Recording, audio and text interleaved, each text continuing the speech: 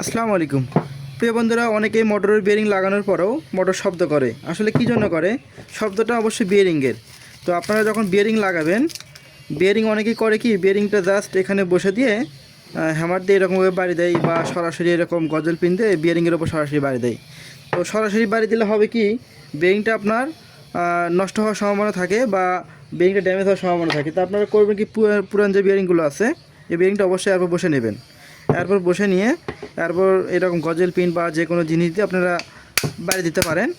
এতে হবে কি, আপনার বিয়ারিংয়ের ওপর সরাসরি বাড়িটা পড়বে না, এবং বিয়ারিংটা সঠিকভাবে লাগবে। দেখেন, খুব ইজিভাবে লাগিয়ে গেল। তো সেমভাবে আমি এটাও লাগিয়ে নিব।